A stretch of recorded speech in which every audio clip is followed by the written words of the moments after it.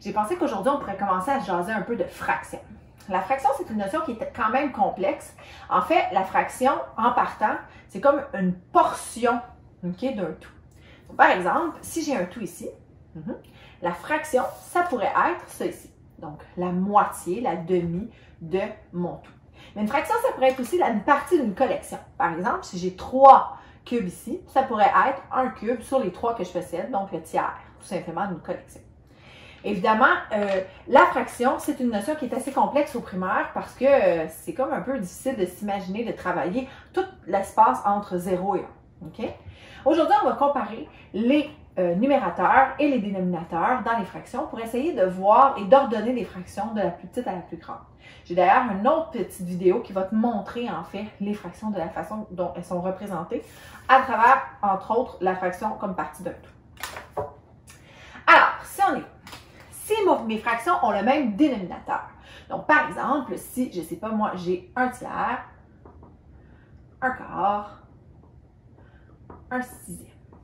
Alors, un tiers, un quart et un sixième, eh bien, s'ils ont le même numérateur, à ce moment-là, je peux les comparer quand même, malgré le fait qu'ils n'ont pas le même dénominateur. En fait, c'est comme si j'avais pris un élément, le même, 3 fois, et que dans un cas, je l'avais coupé en 3 parties, dans un cas, je l'avais coupé en 4 parties, et dans un autre cas, je l'avais coupé en 6 parties. 1, 2, 3, 4, 5.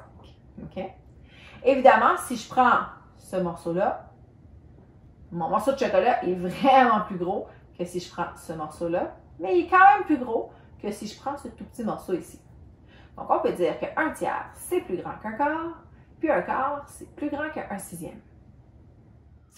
Tu peux donc comparer les fractions comme étant une partie d'un tout. Disons que notre tout, c'est le cercle rouge qui est ici. On pourrait parler de une demi, ou encore, on pourrait diviser notre cercle en tiers, ou encore, on pourrait diviser notre cercle en quart.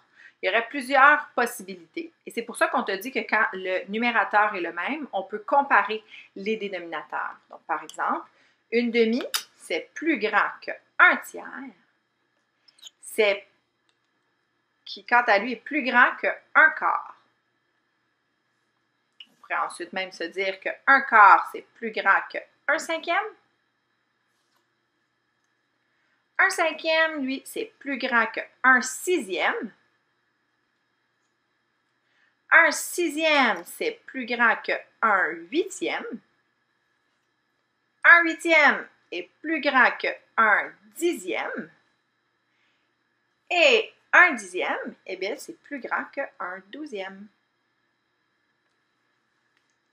Donc, lorsque le numérateur est identique, je peux comparer mes dénominateurs. Le plus grand dénominateur, donc avec la plus grosse valeur, comme dans ce cas-ci 12, c'est une fraction beaucoup plus petite que celui qui a un plus petit dénominateur, comme par exemple ici 2. Pour ce qui est des fractions lorsqu'elles ont le même dénominateur, par exemple, si je te dis, je ne sais pas moi, 1 cinquième, 3 cinquièmes et 5 cinquièmes. Non, on va y aller pour 4 cinquièmes.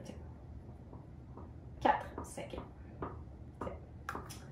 Alors, ça devient un petit peu plus facile parce que c'est comme si j'avais pris un élément que je l'avais coupé en 5.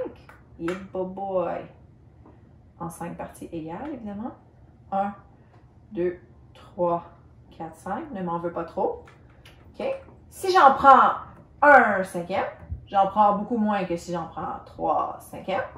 Puis j'en prends beaucoup moins que si j'en prends 4 cinquièmes. Donc forcément, 1 cinquième, c'est plus petit que 3 cinquièmes, qui est plus petit que 4 cinquièmes.